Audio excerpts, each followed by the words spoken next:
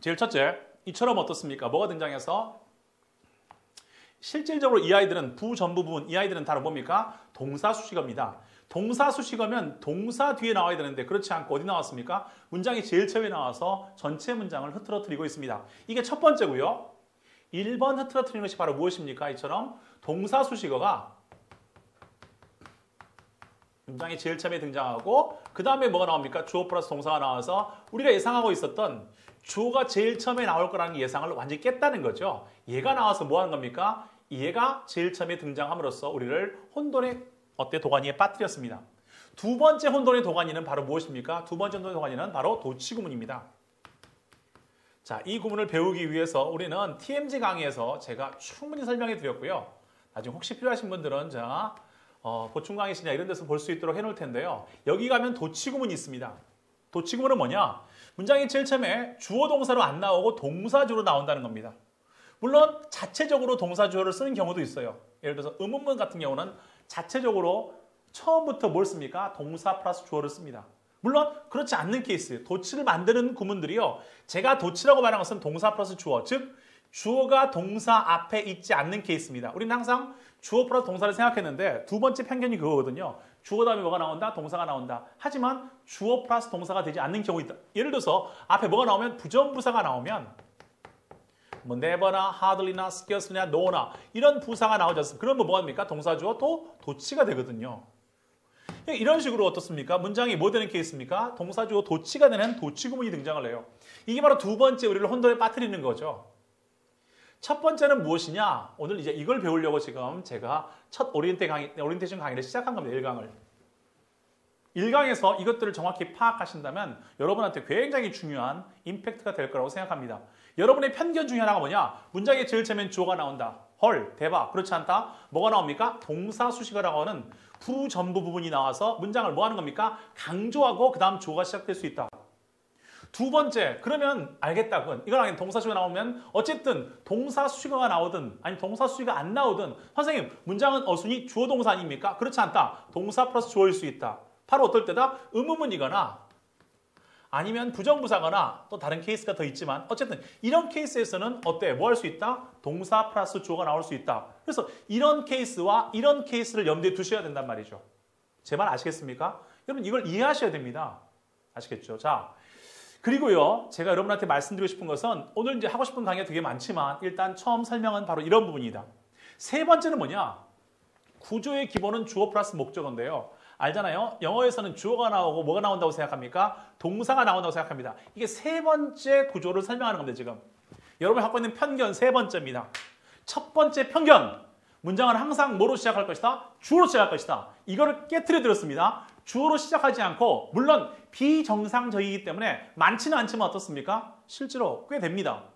주어로 시작하지 않고 뭐로 시작한다? 부사로 시작한다. 전치사 플러스 명사로 시작한다. 부정사로 시작한다. 부사절로 시작한다. 마지막으로 분사구문으로 시작한다. 이런 것들이 등장해서 어떻습니까? 뭐 하는 겁니까? 실질적으로 어떻습니까? 그렇죠? 알잖아요. 이런 것들이 등장해서 문장에 주어로 시작한다는 편견을 깨고 있다는 사실이죠. 무슨 말 알겠습니까? 두 번째는 뭡니까? 그래. 자, 그건 알겠다. 선생님, 비정상적으로 어때? 동사수식어가 나와서 문장에 우리의 고정관념을 깼단 말이죠. 처음 주어로 시작하지 않는다는 사실을 배웠어요. 두 번째는 바로 무엇입니까? 도치구문입니다. 우리는 생각할 때 항상 영어 문장은 주어 플러스 동사일 것이다. 선생님, 주어 플러스 동사 아닙니까? 그렇지 않다는 거죠. 지금 봤더니 동사 플러스 주어 나올 수 있는 경우가 있다는 거죠.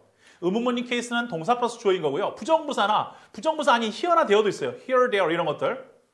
장소부사 중에서 here나 there는 어떻습니까? here, there. 그렇죠? 이런 것들은 동사 플러스 주어 뭐 됩니까? 문장이 도치되거든요. 이런 식으로 뭐 하는 겁니까? 그렇죠? 장소부사 뒤에 도치될 수도 있다.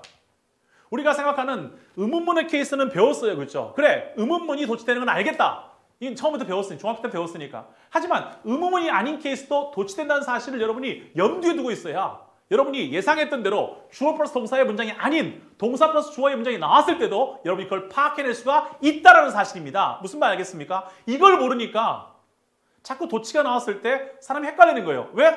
주어가 안 나오고 동사 먼저 나왔지? 이런 구문이 있다는 사실을 알고 있으셨어야죠. 그래서 제가 지난 TMG 강의에서 도치구문 가지고 최소한 3시간 이상 강의를 했단 말이죠. 왜? 그걸 알아야, 예외를 알아야 원칙에 대한 확고한 신념이 생기는 거거든요. 원칙을 모르면 어떻습니까? 알잖아요. 그렇죠? 실질적으로 해석을 할 수가 없는데요. 중요한 것은 예외 사항들을 정확히 정리하고 있어야 이 원칙이 진리가 되는 겁니다.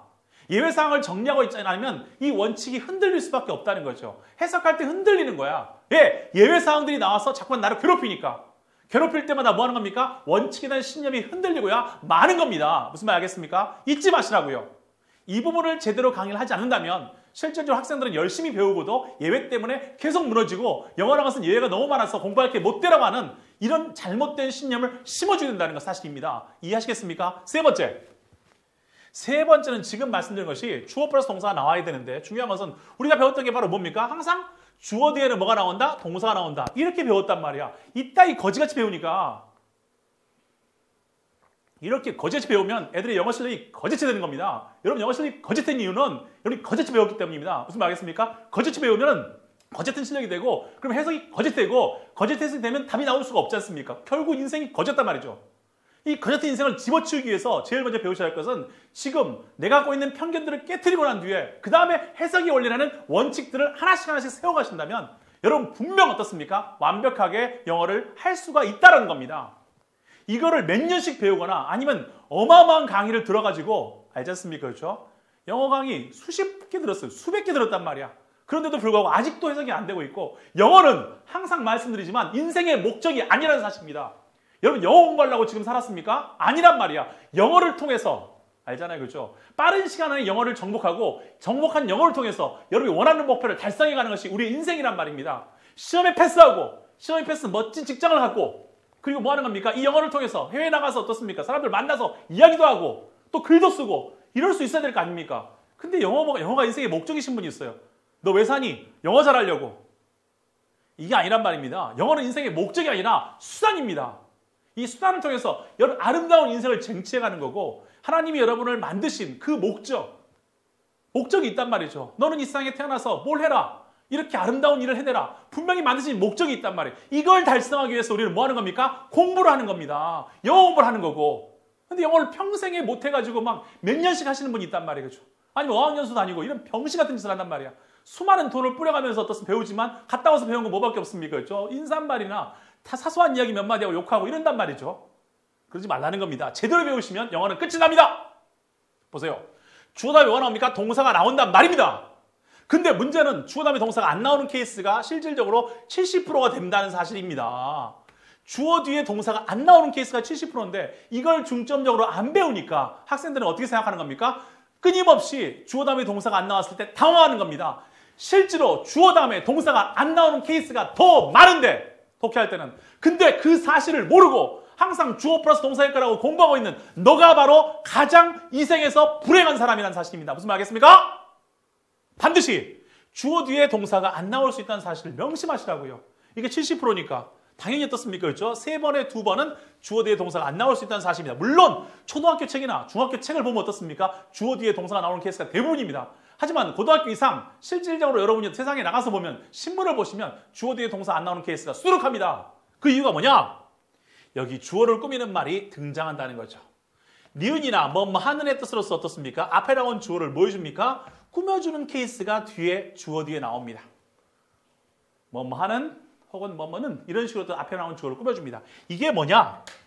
그 유명한 자 이걸 좀 다 배울 겁니다. 여러분하고 저와 같이 이제 자 이 해석의 원리 강의를 통해서 이런 것들을 하나씩 배워가는 것이 해석의 원리 강의인데요. 오늘은 여기 지금 제가 오리엔테이션 강의하는 것들을 반드시 외워놓으시기 바랍니다. 이해가 안 되더라도 외워놓으시라고. 이해가 안 되더라도 외워놓으면 이해시키도록 수업에서 하겠습니다. 일단은 머릿속에서 외울 수 있잖아요. 그렇죠? 뭐냐? 전관분이 있어요. 여기 전관분. 아세요? 그렇죠. 이름이 촌스럽죠? 전관분이에요. 유관순 친구 전관분이란 말이죠. 전관분, 주부. 이분의 직업은 주부였어요. 그렇죠. 그리고 주부인 동시에 어떻습니까? 그렇죠? 위에 형님과 형 동서가 있었어요. 이게 전관분 주부동형. 이게 바로 뭡니까? 1, 2, 3, 4, 5. 전, 관, 분. 자, 주, 부. 마지막에 형, 동.